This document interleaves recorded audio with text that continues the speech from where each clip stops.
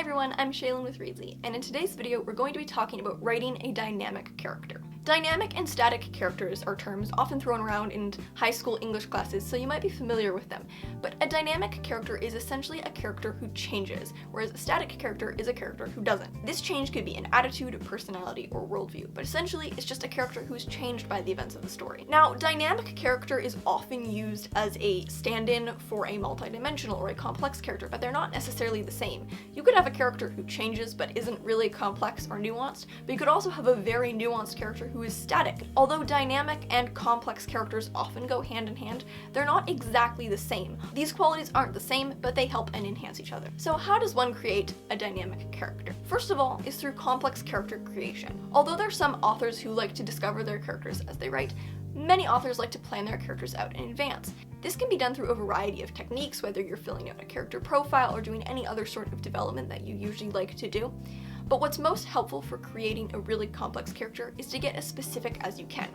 So it's one thing to know that your character is a doctor, but it's another thing to ask yourself, why did this character want to become a doctor? What was their pathway in becoming a doctor? What kind of medicine did they specialize in? Where have they worked?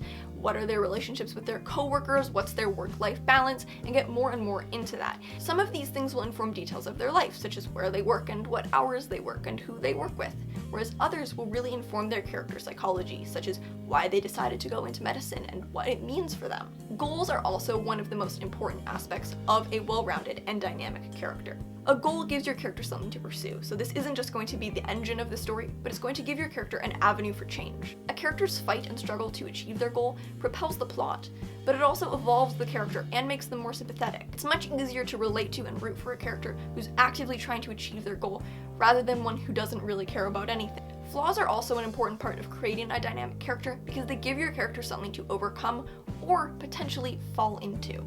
A flaw can be a maladaptive personality trait, a dark side of a potentially positive personality trait. For example, if this character is extremely loyal, but as a result they become a doormat and they really let people walk all over them.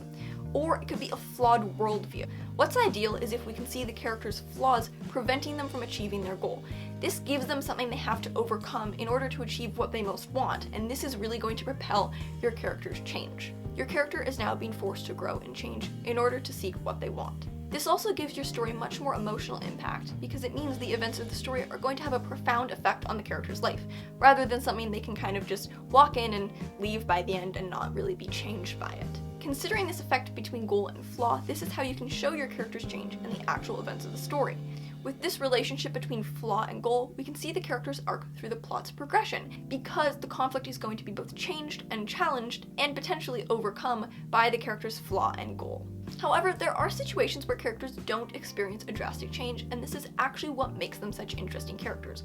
A really great example of this would be Mark Watney from The Martian. At the beginning of the novel, Mark Watney is stranded on Mars in a seemingly impossible situation. However, he survives by maintaining his cool-headed, witty, resourceful attitude, rather than letting the desperation of the situation crush his spirit. What makes his journey so interesting is actually his lack of change. So although in most cases a dynamic character is going to be the most interesting character to read about, there are going to be cases where what's most interesting and sympathetic and actually touching is a character's ability to stay true to their morals and beliefs, even in a really desperate situation. Character arcs can have multiple different paths. We could have a negative character arc. For example, Breaking Bad's Walter White is a really good example of a negative character arc. As Walt's morals are tested in more extreme ways as the series goes on, we see him start to morally disintegrate. Or another avenue would be to have a character grapple with their flaws but actually fail. This is the basic setup of a literary tragedy. And finally, how much change is too much change? This is going to depend on a lot of factors, such as the timeline of your novel and the intensity of the events, but we could look, for example, at Ebenezer Scrooge from A Christmas Carol. This is an example of a character arc that is a bit too extreme in most ways. He changes drastically over the course of a single night. It's usually much more believable to have a character who's essentially the same person, but their attitude or morality or worldview has been changed or impacted or affected or shifted somehow by the events of the story. So that's an introduction to writing a dynamic character. If you want to learn more, you can check out the blog post linked in the description, and remember to subscribe for new videos every Tuesday and Friday. Thanks so much for watching. Until next time.